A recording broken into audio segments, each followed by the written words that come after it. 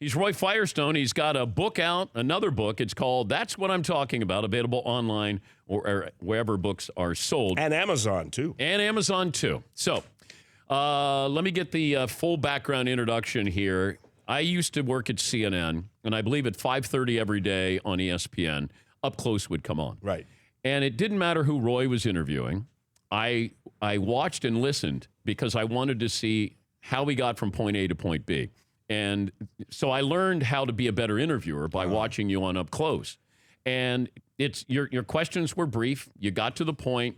And people always say, oh, Roy makes people cry. And I went, Roy didn't make that many people cry, but he did elicit responses that you wouldn't get anyplace else. Right. People weren't trying to hone their craft at interviewing athletes. And you would bring somebody in, even if I wasn't interested, I was interested after you were done interviewing them. Well, I appreciate that, Dan. But first of all, we actually put a clock on it, a number on it. 25 people cried out of 5,000 shows. But the ones that people remember are the shows where people cried. And when Rodman cried, that's when Cameron Crowe called us and they wanted to do the scene from Jerry Maguire. Originally, Rodman was going to be Rod Tidwell. People don't know that. Wait, Rodman was going to play that role? He turned that down the role. He was going to play Rod Tidwell. So Cuba Gooding. So I got to tell you a quick story. So we get to the show, they get to the movie. We're in the Sony studios. I meet Tom Cruise, and he's a big sports fan. Stock car racing, big race. He says, you got to go to see Cuba. I said, well, I live from Miami. I live near Cuba. He goes, no, Cuba. Now, Cuba Gooding was not a star at this point. Yeah. So he says, Cuba. And I went, where in Cuba are you from? I mean, literally that kind of nonsense. And he goes, no, that's my name. We do a scene, we didn't even roll, we didn't even rehearse. We ad-libbed the scene.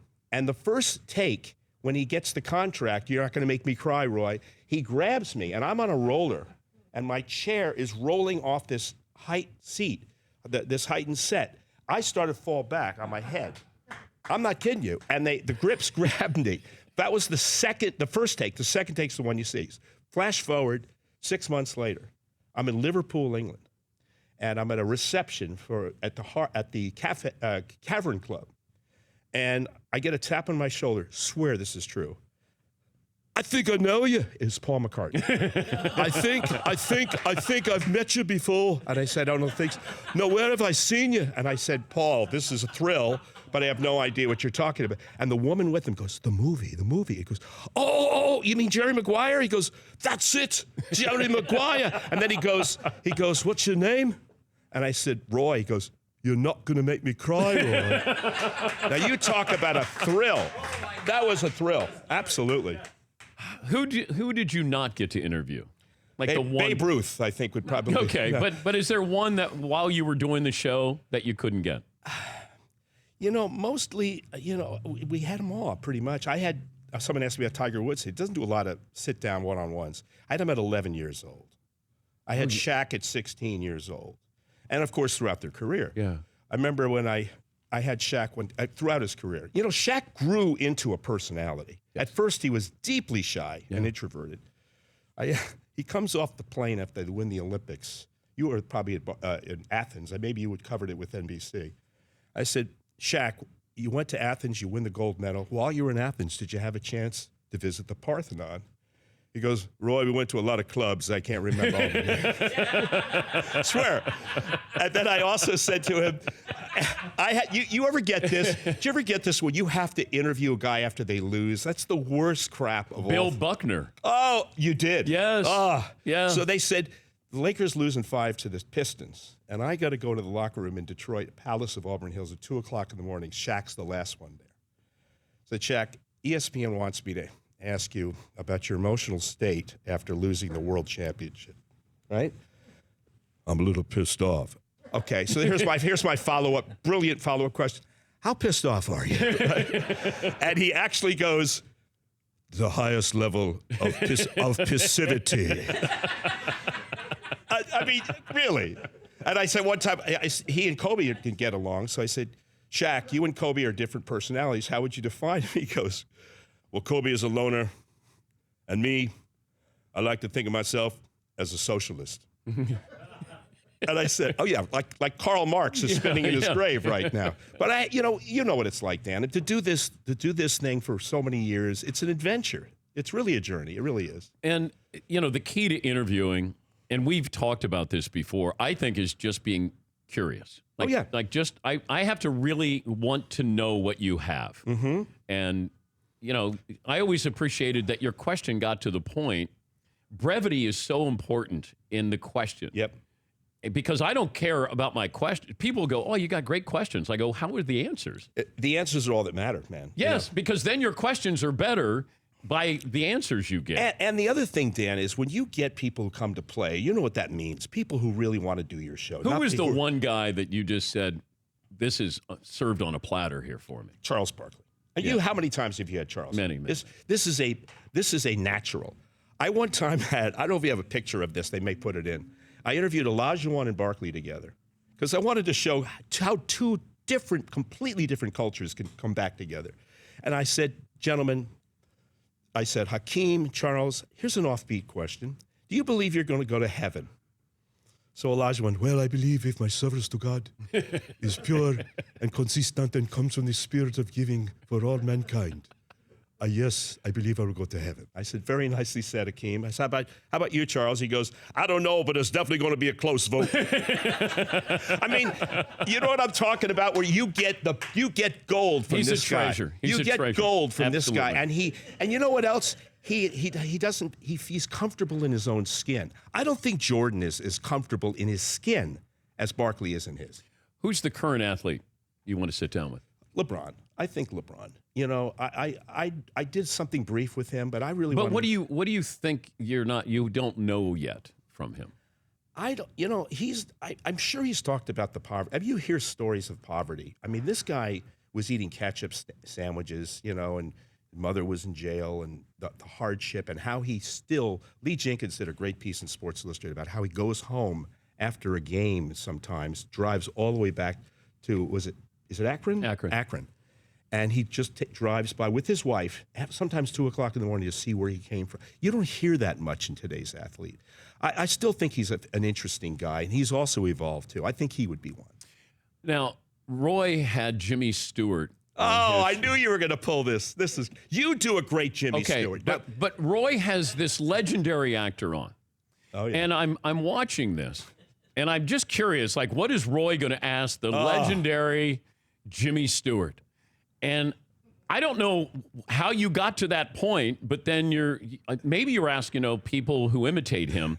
And then he goes, you know who does a great imitation of you? Dan Patrick. Well, Jimmy Stewart just goes, wait a minute. I want time to do it. It's on YouTube. I did a piece about what if he went back to Bedford Falls today. I went down the block to the 5 and dime store, and I noticed they don't have them anymore. It would be like that. But he goes back to Bedford Falls, and nothing is what I went and saw my girlfriend Mary.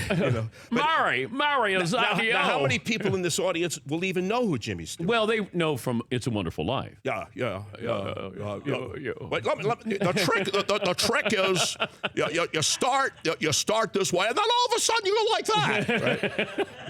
Right? Hey, how about this, Dan? Okay. It's a Wonderful Life was filmed on the block I live right now in Encino. Swear, I couldn't make that up. Yep. A major scene, when they walk to the village. Yeah. That was shot on my block. Incredible, in the 40s. The book that's what I'm talking about, available online wherever books are sold. Now, Fritzy takes a lot of credit for your success. He was an executive producer. I was a researcher. That was my first job ever at ESPN, was working with Roy as a researcher, and then I graduated to booking guests at some point. Wait, with all due respect, what was your name again? Todd Fritz. Todd. I do not recall a Todd Fritz working with me at any point. It was like 25, 26 years. Yeah, I'm sorry. I don't recall. That's unfortunate. That hurts. I will say one thing. If I could, I'm kidding. A quick story that means a lot to me. I had never heard my name ever mentioned on TV, but I tracked down some old Jerome Bettis high school footage when we had Bettis in studio, and Roy was all excited that we found this old high school clip out. They were trying to sell him to Notre Dame in different schools, and he played it, and he gave me on-air credit. That's right. And said my name. That's what we got. Fritzy was a legend. He was an absolute legend. Why don't you do that stuff on our show, Todd? I really should work on that. I got to get out of my shell. I get quiet. Who was bothered by your impersonation of them? This is a good segue for me because I want to say something about Keith Jackson. This was the impression that got me so-called national attention was Letterman. Letterman had me on, and he wanted me to just do Keith Jackson. Now, I had heard, I don't know if we have the sound effect. Will we have this sound effect behind me if I ask for it? Of Keith Jackson. There it is. Let me do it for you right now. Well, hello, get about it. This is Keith Jackson. This is college football 2019, and oh, Nelly, we've got a real barn burner for you. Yes, indeed, it did it live. It'll be ABC's Wide World of Sports with the proctologist from Johns Hopkins University, taking on the Big Red Suicide Machine from Jack Kevorkian Junior College. And oh boy, there's going to be a whole lot of head crackle. Let's pick up the action right here, right now on ABC.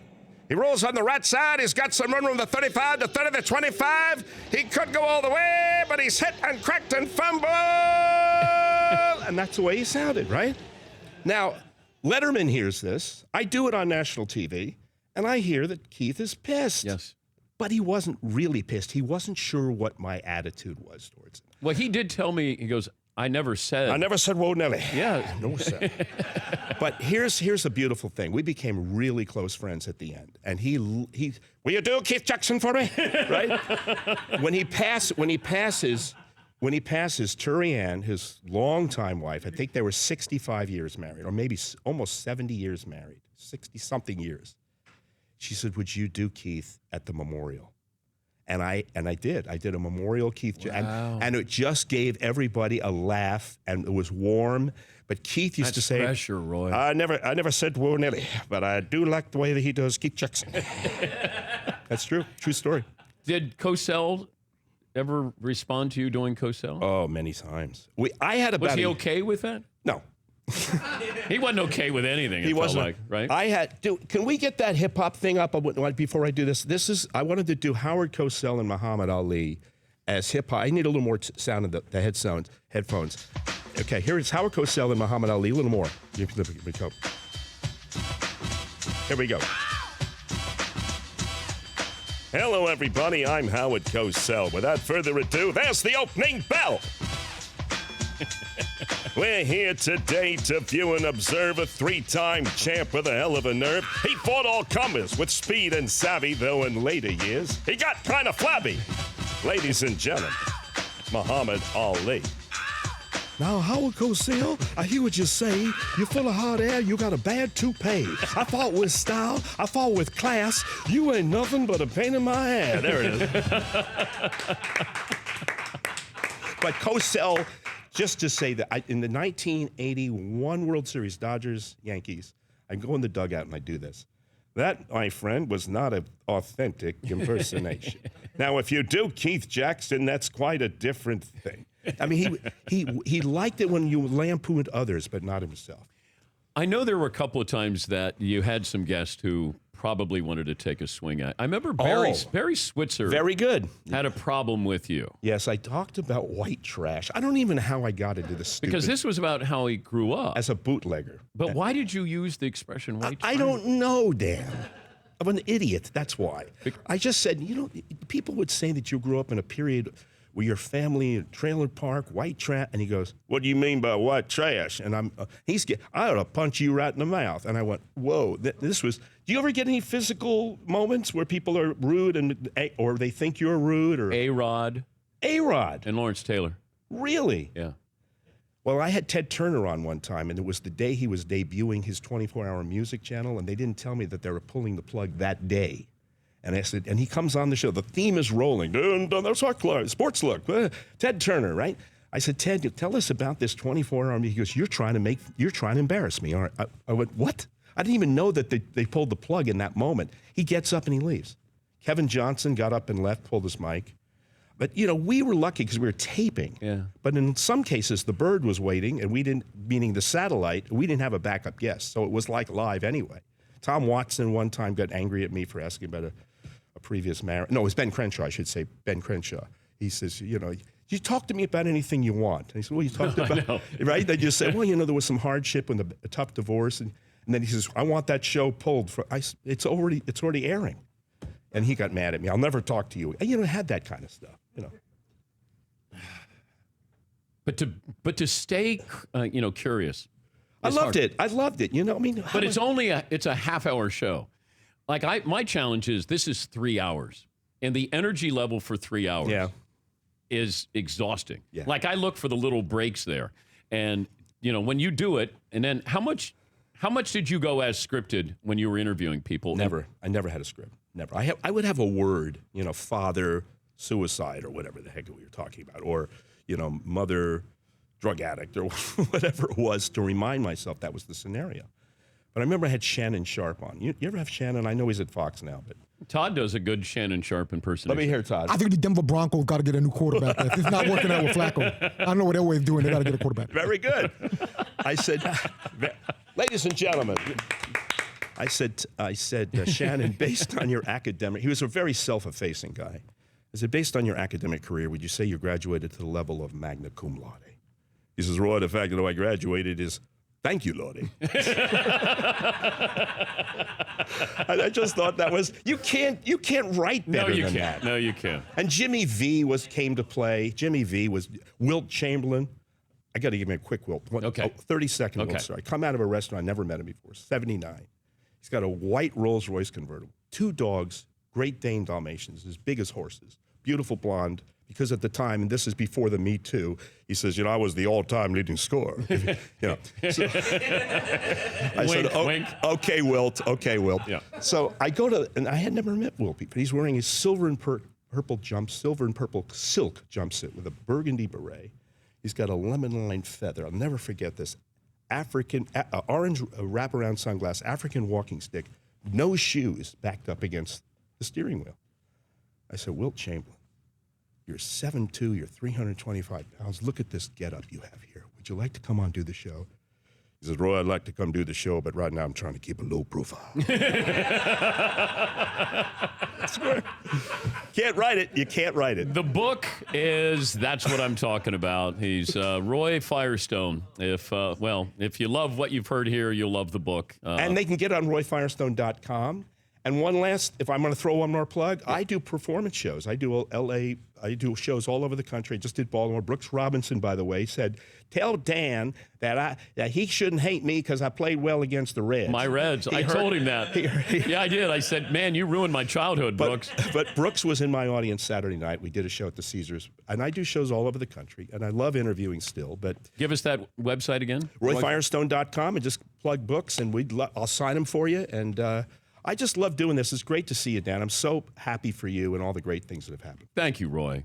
For more Dan Patrick Show, tune into Audience Channel 239 on DirecTV. Stream for free on BR Live or download the Dan Patrick Show app.